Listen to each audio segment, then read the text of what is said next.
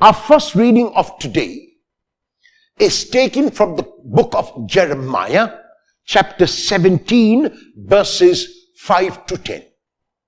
And in these verses, Jeremiah portrays before us two kinds of individuals.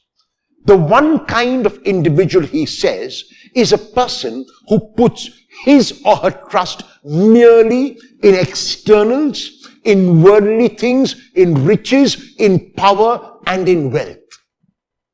Very clearly, the consequence of putting one's trust in the externals like riches and wealth will lead to destruction, not merely of the riches which will rust and rot, but also of the person, him or herself. On the other hand, he puts before us a person who places his or her trust completely and totally in God. And the person who places his or her trust in God is a person who will receive God's favor, because God's favor is eternal. God's riches, the riches of love, are eternal and can never rust or rot away. And so Jeremiah is exhorting us not to be like those who place their trust in riches and the externals, but to place our trust and confidence solely and wholly in God. In the gospel text of today, which is taken from the Gospel of Luke chapter 16, verses 19 to 31, Jesus tells a parable in which we see the consequences of placing our trust in riches and wealth and the consequence of placing our trust in God. He speaks about the rich man and Lazarus. There is only one parable which Jesus told in which a character is named. It is this parable, and the meaning of the name Lazarus, the name given to the poor man, is God helps. So Lazarus really receives God's help in the parable. There is a rich man who places his trust in riches, and that is seen when he is totally oblivious to the presence of Lazarus, who sits there right in front of him. The rich man is so caught up in his wealth.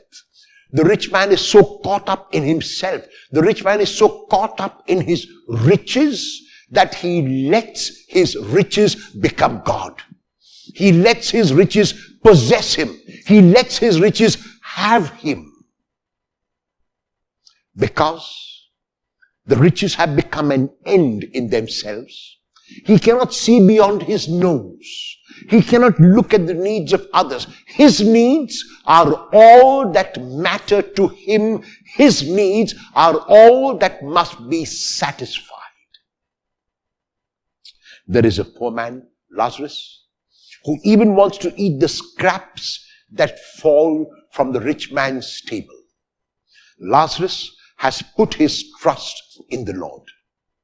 The story continues by telling us that the rich man dies, and after his death, because he lived a selfish life, because he lived a self-centered life, he is going away to Hades, to the eternal fire.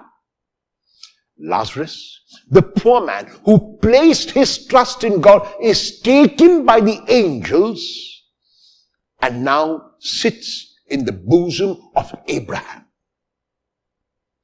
The rich man, while in Hades, while suffering now because his riches have rotted away, his gold has become rust, looks into heaven and sees Abraham and Lazarus, and once again now we realize that he actually knew who Lazarus was. He preferred not to know, because now he knows the name of Lazarus. And even now, he wants Lazarus to act as his servant. He tells Abraham, let Lazarus dip the tip of his finger in water and cool my tongue. Even in Hades, Even in the eternal fire, he has not learned to be selfless. He is still selfish and thinks only of his own needs and continues to regard Lazarus as his messenger boy and as his servant.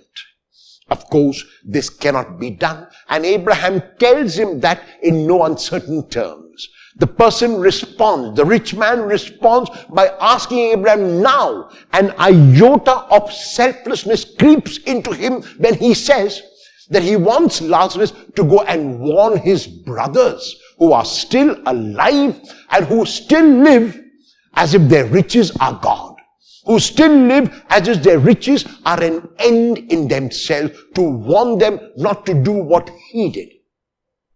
Abraham responds by saying that they have been given instructions, that the prophets have spoken, that the word of God has been revealed to them.